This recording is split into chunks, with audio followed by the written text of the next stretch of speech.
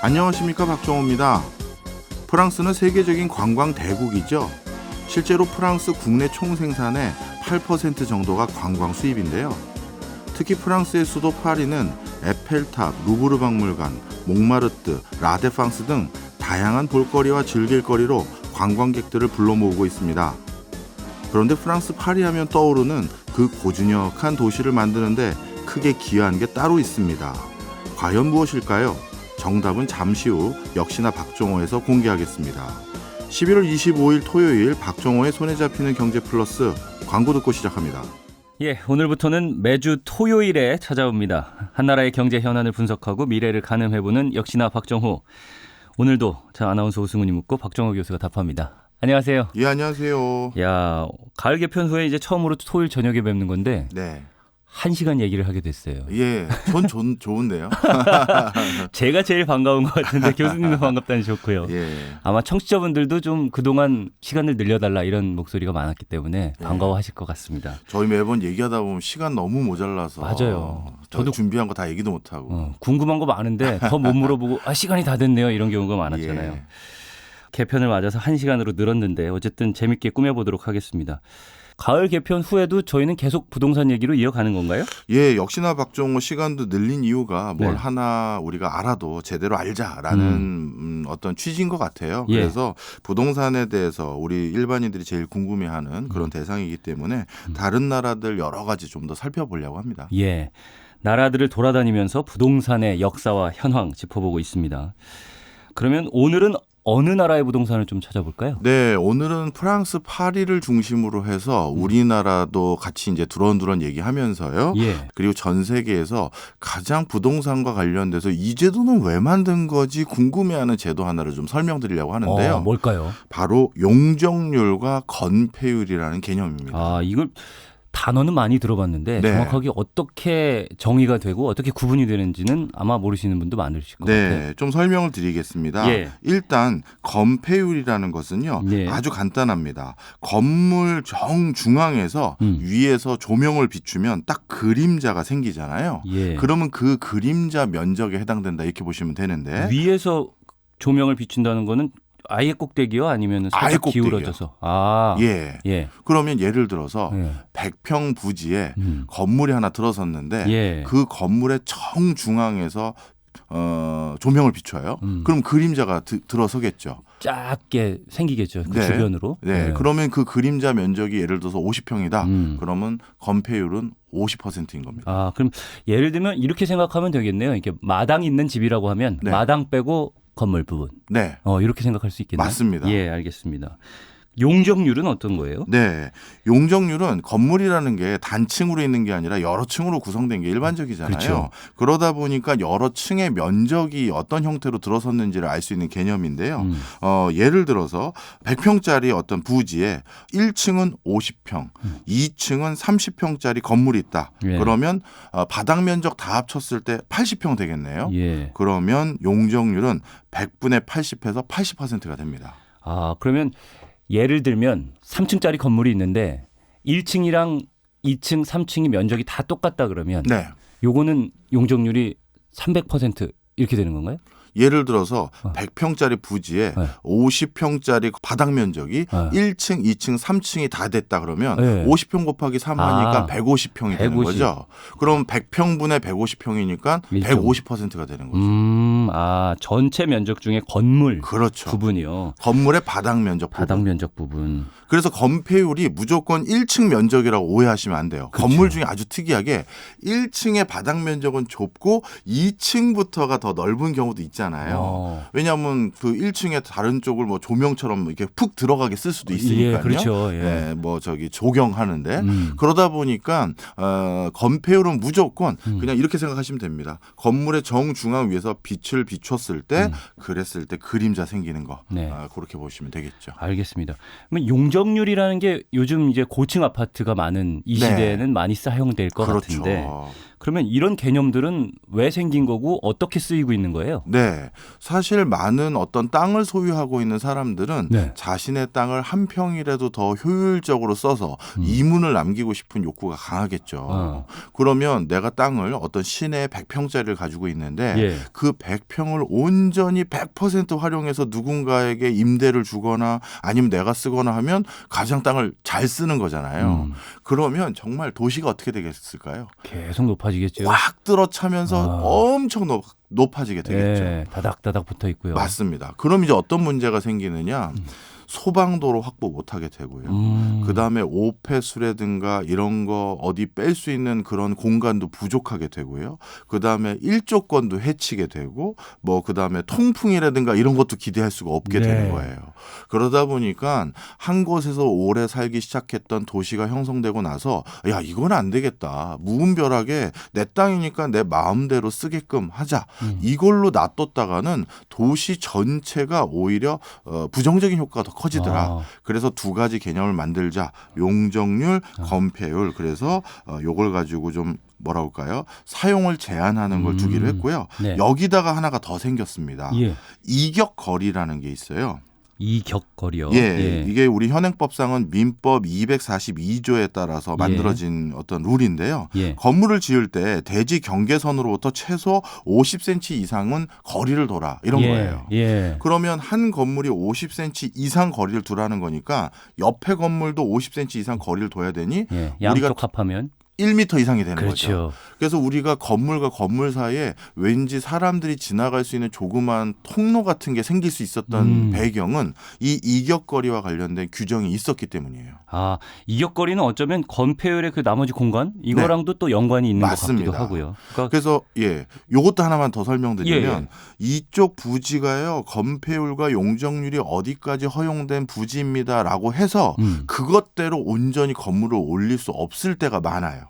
왜냐하면 이격거리라든가 그 밖에 건축 관련한 다른 규제를 또 받아야 되거든요. 예. 그러니까 그거는 어찌 보면 그냥 가장 기본꼴로 요 정도는 일단 가능한 범주입니다라고 이해하셔야지 그 두 개 그렇게 됐으니까 내가 그만큼 올려도 되는 거 아니냐? 아니에요. 이격거리 관련한 규정이 또 있고요. 전면부 관련해서 어떤 규정이 또 있고 막 이런 게 많아요. 그래서 건폐율 용적률을 원래대로 온전히 활용하는 경우는 극히 드물다. 네. 알겠습니다. 종합적으로 좀 이해가 되는 것 같아요. 네. 그러니까 땅은 제한돼 있는데 거기에 건물을 올리려고 하면 그 땅 주인들은 당연히 빽빽하게 네. 꽉 채워가지고 최대한 높이 올려서 그걸 뭐 임대를 주든지 해서 그걸 사용하겠다라는 욕심이 있을 텐데 그 욕심을 좀 제한하기 위해서 건물 간격은 좀 늘려놓고 네. 그리고 건물도 어느 정도까지만 올려라. 네. 이 제한을 두는 게 건폐율, 용적률 거기에다가 이격거리 같은 여러 가지 개념들이 또 들어선다 이런 말씀인데 네. 그래야 될 것 같아요. 이게 우리가 사는 세상이 맞아요. 건물들로 꽉 차 있으면 또 뭐라 그럴까요? 요즘엔 또 너무 건물들이 높은 건물이 많다 보니까 낭만도 없어지는 느낌이 살짝 삭막하고. 들거든요. 예. 네. 그래서 우리가 생활하고 다니고 좀 쾌적한 그런 환경을 유지하기 위해선 이런 제한이 꼭 필요할 것 같은데 일단은 먼저 다른 나라의 경우에는 이 용적률, 건폐율, 이격거리 이런 것들이 어떤 식으로 제한을 하고 있고 어떤 식으로 운영이 되고 있는지 좀 궁금한데요. 네. 우리나라보다도 훨씬 이런 것들에 대해서 강도 높게 규제하는 나라들이 꽤 있고요. 네. 그런데 참 공교롭게도 건폐율 용적률뿐만 아니라 이격거리뿐만 아니라 뭐 건축 외장재는 뭘로 해야 된다, 지붕은 무슨 색깔로 해야 된다, 창문 발코니 색깔은 뭘로 해야 된다까지를 전부 하나하나 규격으로 정한 도시들이 꽤 있거든요. 그런데 공교롭게 그런 도시들이 전부 다 세계적인 관광지예요. 어쩌면 도시의 이미지를 형성하기 위해서 외관을 관리한다 이렇게 볼 수도 있는 건가요? 맞습니다. 대표적으로 그래서 제가 아까 서두에 말씀드렸던 오늘 같이 떠나볼 나라의 도시가 바로 프랑스의 파리입니다. 그려집니다. 네. 프랑스 파리 그리면 우리가 머릿속에 떠오르는 어떤 모습들이 있잖아요. 이 고풍스러운 건물들이 늘어서 있고 예. 네, 그것 자체로 아름다운. 맞아요. 예. 도시가 그냥 뭐 예술품이잖아요. 그렇죠. 예. 근데 그 프랑스 파리의 구시가지를 가만히 가보시면 독특한 게 있어요. 일단 건물 높이가 다 똑같고요. 건물의 바깥쪽에 그 건축 외장재를 쓰는 대리석들이 한두 가지 종류로 거의 통일되어 있고요. 발코니에 문양하고 발코니에 그 쇠창살 같이 되어 있는 게 거의 대부분 검은색으로 규격이 돼 있고 그다음에 지붕같이 되어 있는 거는 푸른색으로 다 통일되어 있어요. 예. 그런데 오스트리아 같은 데 가도 잠시 여담이지만 네. 그라츠 같은 데 가보면 지붕은 다 붉은색 벽돌로 돼 있고 그다음에 그리스의 산토리니 여기는 또 흰색 그 벽에 또 지붕 같은 데다 파란색으로 돼 있고 그렇죠. 완벽하게 통일되어 있잖아요. 네네. 그게 다 엄청난 규제 때문입니다. 아, 색깔과 모양, 문양 이런 것들을 다 규제하고 예. 있다는 거죠. 내 땅이고 내 건물이니까 마음대로 할 수 있지 못하게 하는 거예요. 네. 자, 그러면 네. 프랑스는 도대체 언제부터 이렇게 엄청나게 예쁜 도시가 됐느냐? 네. 이제 오늘 그거부터 먼저 말씀을 드리려고 저는 하는데요. 중세 시대부터 계속 유지되어 오는 것 같은데. 아닙니다. 의외로 아니에요. 어. 일단 프랑스에 대한 그 도시의 상황을 네. 우리가 미루어 짐작할 수 있는 거는 프랑스 대문호들의 문학 작품에서 파리를 묘사한 어떤 그 구절들이 있을 거 아니겠습니까? 근데 급격히 프랑스가 망가지기 시작한 시점은 나폴레옹 황제가 등극하고 나서부터예요. 그러니까 나폴레옹이 어떻게 보면 서유럽 전역을 점령하고 동유럽까지 점령하기 시작하면서 예. 그야말로 프랑스의 파리는 유럽 전 대륙의 어떤 거점 도시 역할을 하게 됩니다. 그러다 보니까 자연스럽게 어떻게 됐느냐. 전 유럽의 사람들이 일자리를 찾거나 아니면 교역을 하거나 아니면 외교를 하기 위해서 프랑스에 파리에 몰려들게 되겠죠. 아, 이때도 그럼 수도권 집중화가 있었던 맞아요. 거예요? 예. 맞아요. 그러다 보니까 파리가 정말 지금의 모습이 아니라 예. 가장 흉물스러운 도시, 가장 지저분한 도시, 오폐수로 넘쳐나는 도시, 그리고 그 당시 파리의 도시 계획은 지금같이 통일감 있고 정갈하지 않았어요. 왜냐하면 사람들이 갑자기 밀려드니까 덕지덕지 증축하고 신축하고 하다 보니까 골목도 꼬불꼬불하고 예. 그리고 그 골목 옆에 높이 한 층을 더 올리고 하다 보니 골목들이 다 음침해지잖아요. 심심하겠네요. 햇볕도 그러니 안 들고. 위생도 정말 뭐 말도 못하게 됐죠. 예. 그래서 실질적으로 19세기, 18세기 후반에 프랑스 파리의 여러 가지 상황들을 묘사한 것들을 보면 네. 그 당시에 뒤늦게 또 콜레라가 또 퍼져가지고 파리 전역에 큰 문제가 생기기도 됐고요. 이런 여러 가지 또 피부 질환에 걸린 환자들의 수가 급증했다라든가 문학 작품이나 당시 논문들이나 이런 데서 파리의 도시 여건이 정말 열악해졌다는 걸 확인할 수가 있었어요. 불과 2, 3세기 전만 해도 그런 모습이었다고 하니까 지금 파리랑 비교하면 전혀 다르죠. 전혀 상상이 안 되는 모습이에요. 예, 맞습니다. 예, 그러면 어떻게 그걸 바꿔나가는 건가요? 바로 또 이게 나폴레옹 때문인데요. 예. 나폴레옹 때문에 망가진 파리가 나폴레옹 때문에 좋아진 건데 본인이 전 유럽을 정복하고 난 뒤에 유럽의 각 도시를 당연히 둘러볼 기회가 있지 않았겠습니까? 예. 그런데 유럽의 다른 동네를 가보니 너무나도 예쁘고 너무나도 화려하고 너무나도 정갈한 도시가 많은 거예요. 네, 예전에 뭐 제가 이렇게 중세 도시 이런 것들 그림 찾아보는 게 취미였어가지고 그런 사진들을 봤는데 예를 들어서 이제 크로아티아 같은 데는 예. 중세의 모습을 그대로 가지고 있다라고 하는데 너무 아름답더라고요. 그렇죠. 동네 자체가 예. 마을 전체가 막 예술품인 같고. 그러니까 그런 동네들을 가보니까 예. 아, 파리는 왜 그럴까 이런 생각했을 것 같아요. 그렇죠. 예. 바로 그래서 특히 이탈리아가 그 당시 중동하고의 교역 등을 통해서 엄청나게 부유한 도시들이 많았고 예. 또 영국도 산업혁명을 먼저 일으키다 보니까 부가 넘쳐나다 보니까 도시를 정갈하게 바꿀 수 있는 기회들도 조금씩 생겨났어요. 그러다 보니 야 이게 우리가 어떻게 보면 유럽 대륙의 종주국이자 종주 도시인데 이걸 바꿔야겠다 생각을 갖게 됐고 그래서 그때부터 누구를 지명해서 프랑스 파리의 시장으로 만들었냐면 유진 뭐 프랑스 발음이니까 좀 네. 다르긴 하지만 오스만이라는 시장을 하나 임명합니다. 아, 오스만. 그런데 이분이 이게 제가 지금 형식상 프랑스 파리 시장이라고 말씀을 드리긴 하지만요. 예. 정확한 그 사람의 행정 직함은 라데팡스 구청장 정도 해도 될 것 같아요. 아, 예. 예, 프랑스 파리의 하나의 대표적인 번화가죠. 라데팡스가요. 예. 근데 우리 서울과 똑같아요. 우리 예전에 한양이 서울이 사대문 안쪽이었던 것처럼 예. 그래서 그 옛날 구시가지를 중심으로 한 시장이었지 지금 프랑스 파리의 시장이라고 생각하면 안 되는 건 있는데 여튼 그때는 그게 파리의 거의 전역이라고 할 수 있으니까요. 거기 시장으로 안 쳐요. 근데 이 오스만 시장이 그때부터 좀 전에 제가 말씀드렸던 여러 프랑스 파리의 지금의 모습을 만들기 위한 대규모 도시 계획을 단행을 합니다. 예. 그런데 이제 이 사람에게 큰 힘을 실어준 사람은 나폴레옹 3세 때인데요.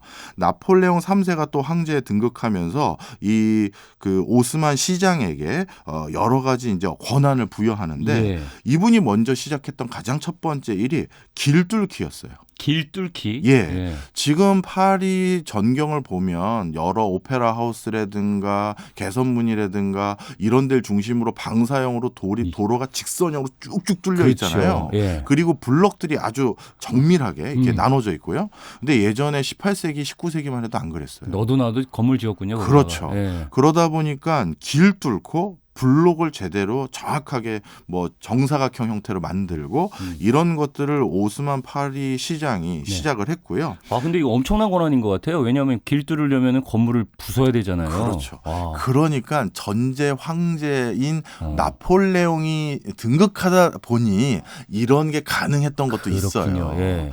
그래서 길 뚫기 성공했고요. 네. 블록 만들기 성공했고 그다음에 일반 건축물뿐만 아니라 이제 도시를 멋스럽게 만들기 위해서 대형 공공 건축물을 만들기 시작했는데 바로 우리가 프랑스 파리에 놀러 가면 구경하는 대표적인 관광지가 전부 이 오스만 시장이 만든 거예요. 대표적으로 루브르 박물관 예. 이분이 한 거고요. 오. 그다음에 로테르담 그 성당 있지 않습니까? 그것도 제대로 잘 정비한 사람이 또 이 사람이고요. 그다음에 거기 뭐죠? 그 높은 그 언덕 몽마르트 언덕인가요? 거기도 이분이 정비한 거예요. 그리고 이분이 그 대로라는 개념, 에비뉴라고 부르는 거를 하나하나 다 만들다 보니까 실제 이 도시 자체가 우리가 지금 알고 있는 프랑스 파리의 전체적인 형태는 이분이 전부 다 만든 거다 해도 과언이 아닙니다. 그러니까 관광 도시의 외관을 전체적으로 설계하고 그걸 정책적으로 구현한 사람이라고 볼 수 있겠네요. 맞습니다. 예. 뭐 샹젤리제 거리부터 해서 오페라 하우스부터 전부 이분이 하나하나 기획해서 전부 지금의 모습을 갖추게 된 것이다 이렇게 보시면 되겠고요. 예. 더 놀라운 건 그것만 하고 원래 사람들의 살고 있던 건물들은 손을 안 대려고 생각했던 게 아니라 도시 전체가 우리가 통일성을 유지해야지만 가장 유럽에서 아름다운 도시가 된다라는 생각을 확실하게 갖게 됐고요. 그때부터 이분은 도시에 있는 모든 건물들에게 일거수일투족 간섭을 하기 시작합니다. 대표적인 간섭이 아까 말씀드렸던 건물의 층고예요.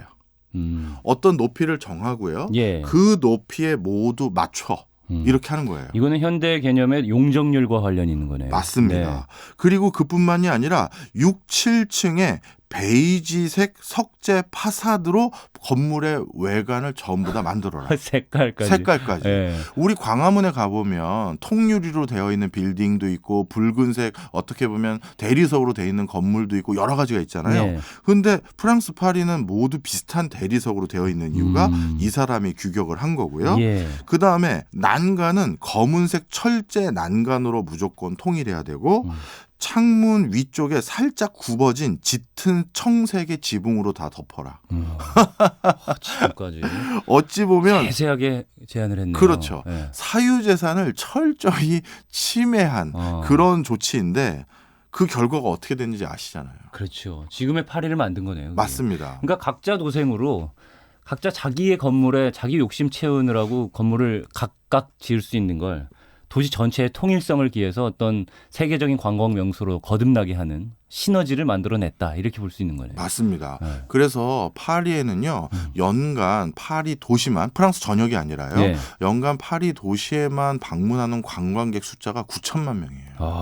어찌 보면 프랑스의 그 어떻게 보면 국가 1년의 수익의 절대적인 비중을 차지하는 게 관광 수입인데 그 관광 수입을 만들어낸 사람이 바로 다른 어떤 누구 한 개인이 아니라 이 시장이 어떻게 보면 정말 한 사람 한 사람의 개인의 어떤 권리를 조금 침해한다는 소리를 들을 만큼 하면서 통일감을 유지했기 때문에 지금 엄청난 유산을 갖게 된 것이죠. 알겠습니다. 벌써 시간이 또 많이 지나서요. 이쯤에서 1부를 좀 마무리하고 잠깐 쉬는 시간을 가졌다가 2부에서 만나볼까요?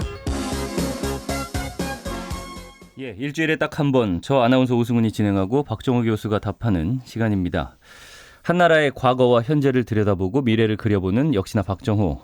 1부에서는 저희가 용적률, 건폐율 이런 개념이 전 세계 도시에 어떤 영향을 미쳤는지 살펴봤는데요. 파리의 예를 들어주셨어요. 이제 네. 각자 도생이 아니라 도시 전체의 통일성을 만들어서 결국에 지금의 세계적인 관광도시 파리를 만들었다. 이 예. 말씀을 해주셨습니다. 이게 경제학에서는요 구성의 오류랑 관련이 큽니다. 구성의 오류요? 예. 이걸 좀 설명을 드릴게요. 네. 부분에서는 참인데 전체로 확장하면 거짓이 될 때가 구성의 오류라고 보시면 돼요. 아, 부분적으로는 옳은데 예. 전체로 보면 옳은 건 아닌 것 같아. 이런 예. 거예요. 예. 예를 들어서 네. 설명드리면 더 편하게 이해를 하실 것 같은데요. 우리 야구 경기장에서 네.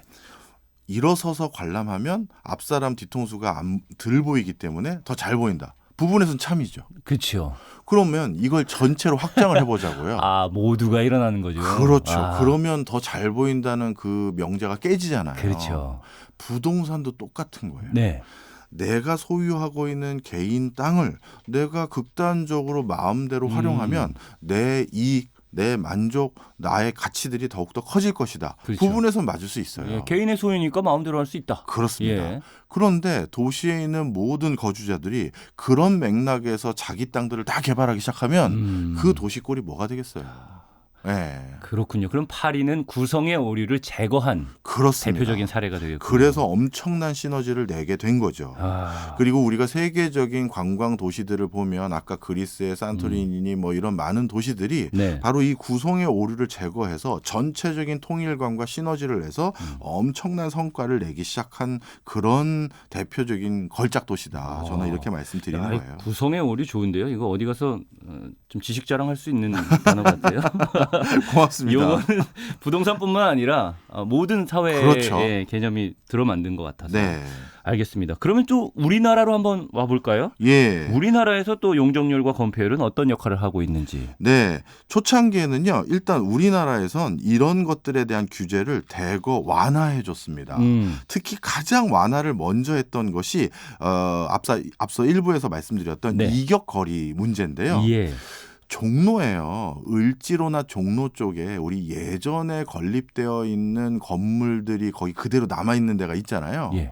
근데 거기 보면 아주 특이한 상황을 보실 수가 있는데 조그만 한 4층짜리, 5층짜리 옛날에 60년대 지어졌을 법한 그 옛날 건물들은 예. 이격거리가 없이 건물과 건물이 서로 붙어 있어요. 맞아요. 그런 그죠? 거 많아요. 네. 예.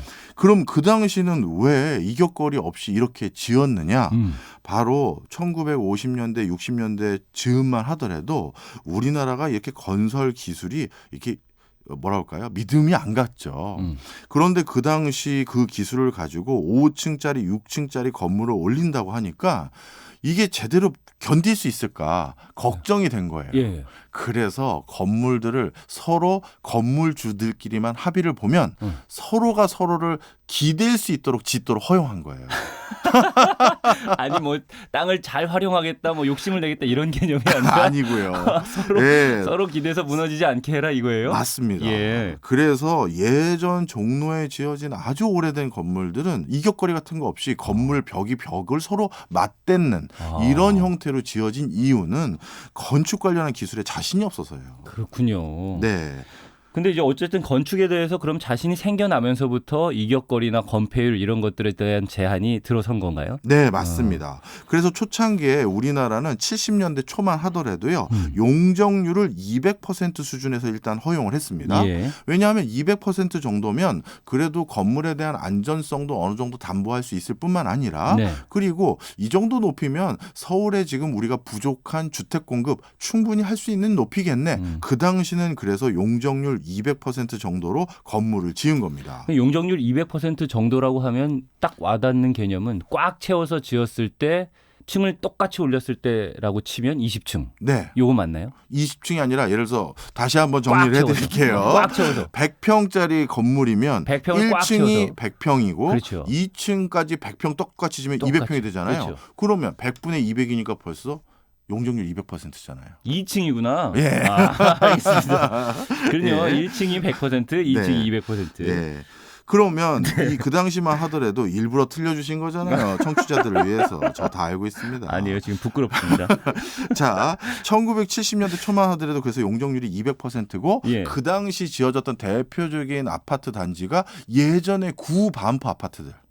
이게 용적률 한 200% 즈음에 맞춰서 지어진 건물들이고 네. 그리고 압구정 현대아파트도 용적률이 이쯤에 거의 해당돼요. 예. 그러니까 중저층 아파트 단지들이 우리가 흔히 말하는 용적률 200대 지어진 건물들이구나 이렇게 그렇구나. 보시면 됩니다. 보통 한 뭐 15층 정도까지 최대. 15층도 안 갈 거예요. 네. 그렇구나. 자, 그러다가 80년대 들어서 네. 야, 이거 진짜 사람들이 이렇게 이촌 향도 때문에 서울로 몰려오는구나. 이제는 도저히 용적률 200% 가지고는 땅을 효율적으로 사용할 수 없게 됐구나. 그래서 우리가 아파트를 더 높게 지을 수 있도록 허용하자. 그리고 그 사이에 건축 공법도 많이 발달했고 우리나라 건축 회사들도 이제 기술이 높아졌으니 더 올립시다 해서 80년대 지어진 아파트들은 대표적으로 용적률이 300%대 해당되는 아파트들이 여기에 많아요. 네. 그래서 이제부터는 진짜 중층 아파트들이 들어선 겁니다. 그리고 특히 1990년대 주택 200만 호 공급 공약과 맞물려서 용적률을 더욱더 올렸거든요. 국가에서 주택 200만 호 공급해 드리겠습니다 약속은 했는데 땅 확보한다는 건 보통 어려운 일이 아니거든요. 그래서 어쩔 수 없이 용적률을 더 올린 거예요. 네. 그래서 90년대는 다시 용적률을 400%까지 올렸어요. 오.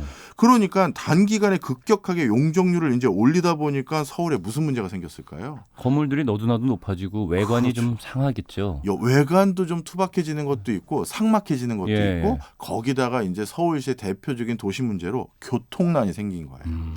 옛날에 1970년대에 도로 확보할 때는 용적률 200%라며 그러면 도로는 한 4차선, 6차선 정도 하면 되겠네 했는데 네. 갑자기 용적률 400%대 아파트들이 들었으니까 그 지역에 거주하는 사람이 2배, 3배로 느는 거잖아요. 그렇죠. 그러다 보니까 도시의 그 자동차들이 그냥 빼곡히 꽉 차고 맞아요. 도로는 부족한 상황이 된 거죠. 도로뿐만 아닙니다. 요즘 주차장 찾기가 맞네요. 되게 힘든 문제예요. 맞습니다. 그러다가 이 도시가 용적률을 급격히 올리다 보니 교통난, 쓰레기 매립지 확보 문제, 상하수도 오폐수 문제 이런 게 대두되다 보니 2000년대 들어서는 이건 도저히 안 되겠다. 용적률 400%는 지금 서울이 수용하기가 좀 버거운 수준이다 해서 용적률을 다시 300%대로 낮췄다가 또다시 250%대로 낮췄어요. 그러니까 우리나라의 용적률이라는 것은 그 당시 사회적인 어떤 상황, 그다음에 사회의 어떤 기술, 경제 현황 이런 거에 맞춰서 그때그때 달라져 왔다 이렇게 보시면 됩니다. 주로 그러니까 경제가 굉장히 성장하고 도시 쪽으로 모여들기에는 용적률을 높였다가 네. 너무 또 몰리니까 이제 다시 낮추는 분위기인데 네. 그런데 최근에는 또 용적률을 다시 높인다 이런 맞아요. 또 정책 기조도 나오는 것 같고 맞습니다. 최근에는 그래서 지금 정책 기조가요. 저도 뉴스 보도를 본 겁니다만 압구정 현대아파트 같은 경우 중저층의 대표적인 아파트 단지 중에 하나라고 할 수가 있는데 그거를 헐고 50층 이상의 아파트 단지를 지을 수 있게 해주겠다라는 거예요. 그러니까요. 예. 그리고 대표적으로 60년대, 70년대 지어졌던 초창기 아파트 단지의 대명사 중에 하나가 여의도 시범 아파트 단지거든요. 예. 오죽하면 시범적으로 한번 그 의도는 아니고 처음 지어진 아파트다 이런 뜻인데 예. 그것도 헐고 거기는 주민들하고 여러 가지 건축을 설계를 잘하면 제가 알기로 70층짜리 아파트도 들었을 수 있다고 했어요. 근데 지금 말씀하신 압구정이랑 여의도 이쪽이 네. 교통적으로도 굉장히 막히는 구간들이 많거든요. 바로 제가 또 그걸 말씀드리려고 하는 거예요. 예. 이게 참 어떻게 해야 될지 저도 솔직히 답은 없어요. 예를 들어서 지금도 서울에 살고자 하는 사람들의 수요는 더욱더 늘어만 가고 있고 그런데 서울이라는 걸 물론 행정구역을 넓히는 것도 방법일 수 있지만 사람들은 서울의 아주 핵심적인 도심지에 살고 싶어하는 니즈도 있을 거 아니겠습니까? 예.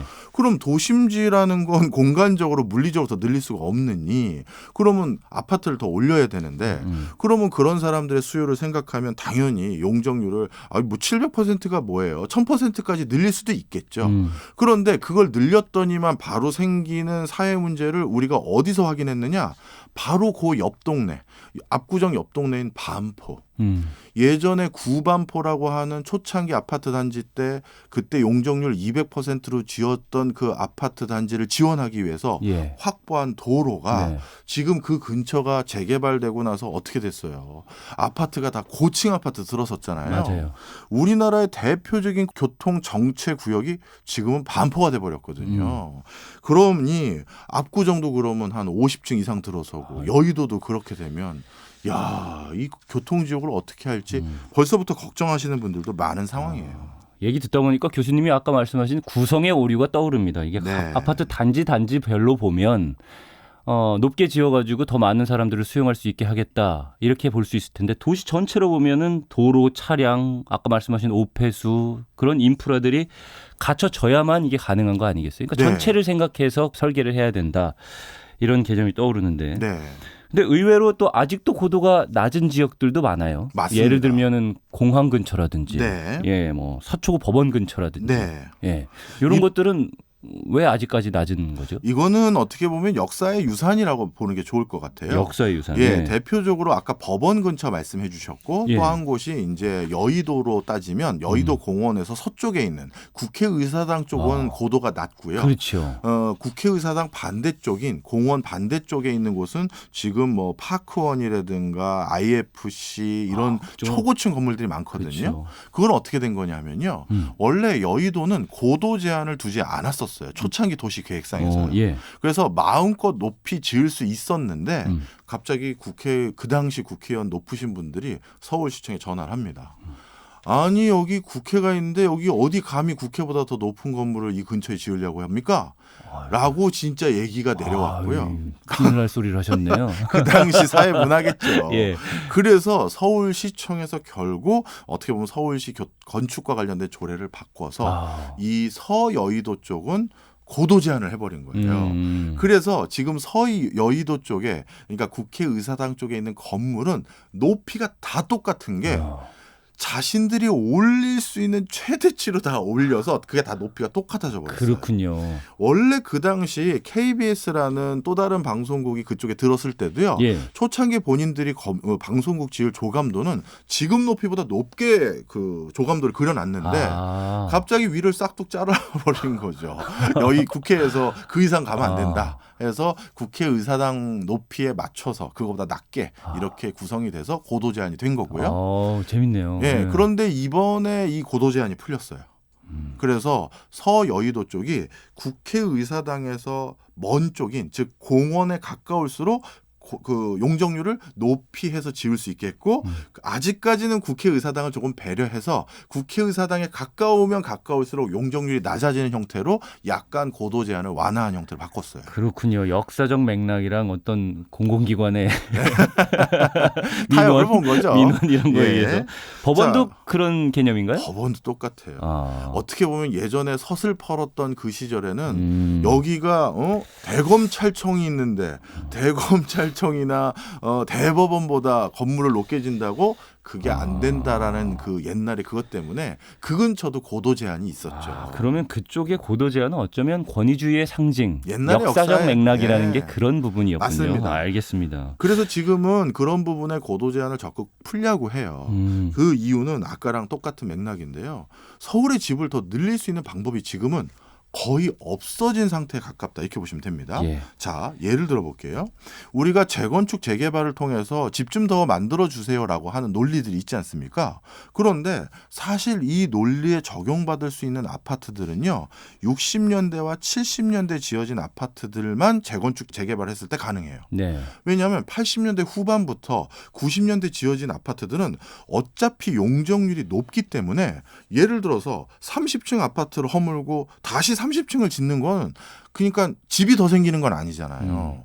그러면 서울 내에 주택을 더 공급할 방법은 초창기 60년대, 70년대 지어진 저층, 중층 아파트를 허물어야 가구 수가 더 늘어날 수가 있는 여지가 생기는 건데 예. 그런 아파트들이 남아있는 곳은 어찌 보면 서울의 가장 비싼 동네들 압구정, 여의도, 뭐 개포동 뭐 이런 데 몇 군데만 남아버렸거든요. 네. 그런데 거긴 지금도 교통이 네, 만만치 않은데 맞아요. 그러니까 이제 이 도시 계획하시는 분들이 고민이 많아요. 우리 오승훈 아나운서님이 만약에 서울시장이 되셨어요. 그러면 두 가지 중에 어느 걸 선택하시겠어요? 저는 일단 서울시장이 되고 싶지 않고요. 벌써 머리 아프시구나. 글쎄요, 이게 참 저는 이 얘기를 계속 듣다 보니까 그러면 용적률을 높여야 되는 거 아닌가 하는 생각이 들긴 하는데 네. 그러니까 무턱대고 높였다가는 방금 말씀하신 도시 전체가 어쩌면 혼란에 빠지는 네. 그런 정도의 이제 교통 마비라든지 이런 게 올 것 같다는 생각이 들거든요. 네. 그래서 우리가 계속해서 거의 매주 동안 조금씩은 얘기한 것 같은데요.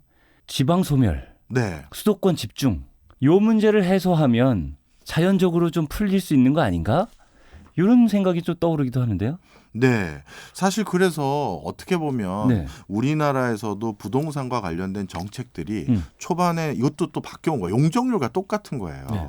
그러니까 각각의 어떻게 보면 그 시대에 어떻게 보면 그 우리나라의 리더들이 부동산 정책을 두 가지를 가지고 고민하시다가 하나씩 선택해 본 경우가 있는 거죠.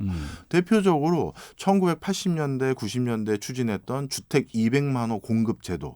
이거는 아무리 지방을 좋게 만들어줘도 서울로 밀려만 드니 그러면 그렇게 서울에 살고 싶다고 하니 서울 또는 서울 외곽 지역에 좋은 신도시 만들어서 200만 호 집 지어드리겠습니다. 예. 이거를 선택했던 시기도 있었죠. 예. 그런데 그렇게 하면 결국 지방 소멸을 더욱더 가속화시키는 거 아니냐. 서울을 더 살기 좋게만 만들면 지방이 더 소외받는 거 아니냐. 그래서 아예 지역 균형 발전이라고 해서 국토의 정반대쪽 어딘가에 거점 도시를 집중 육성해서 어떻게 보면 좀 분산화하는 정책을 인위적으로 해보자. 예. 이 노력을 해봤던 적도 있어요.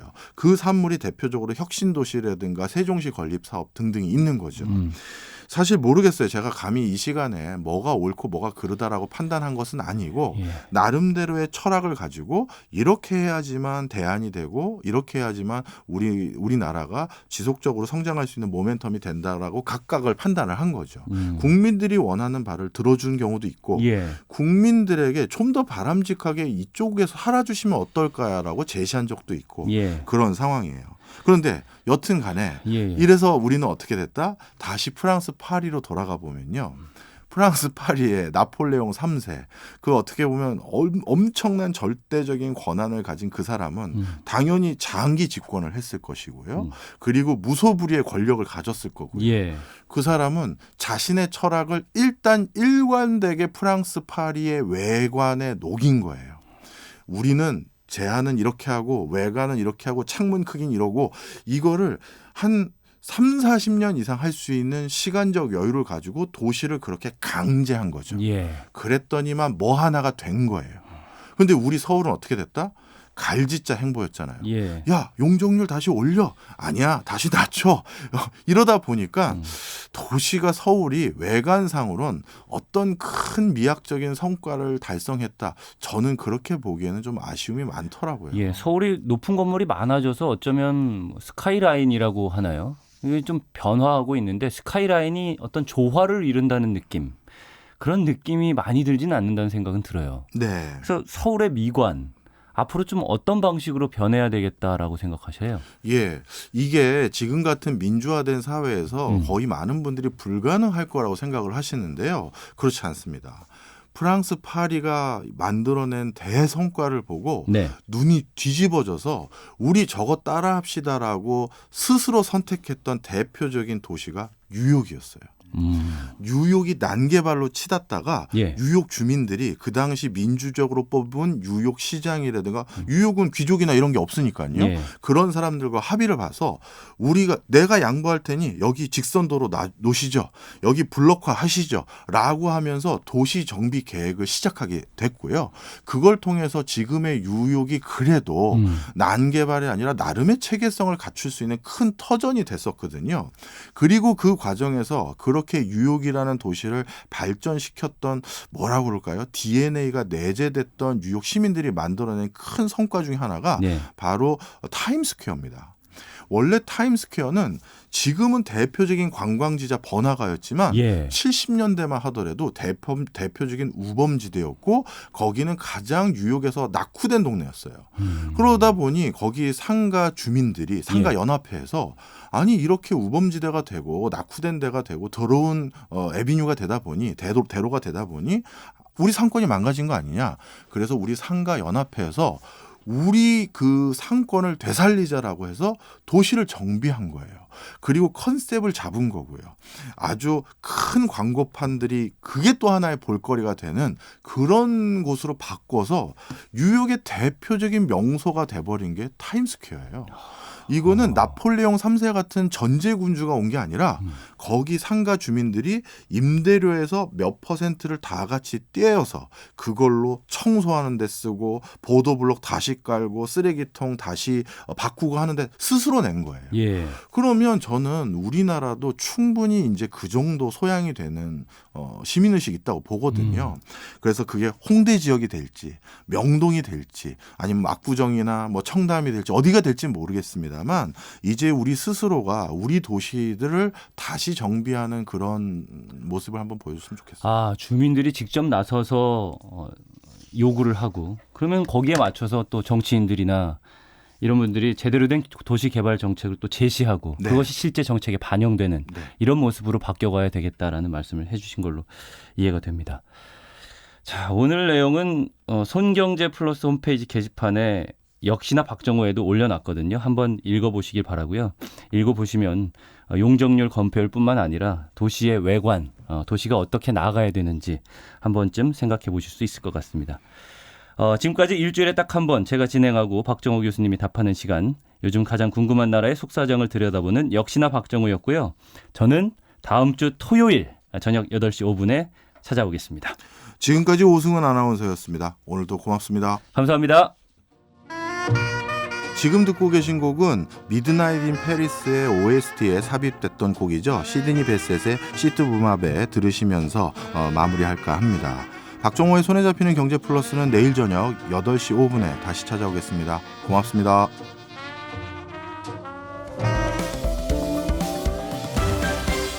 경제 생활의 플러스가 되는 아주 경제적인 시간. 박정호의 손에 잡히는 경제 플러스.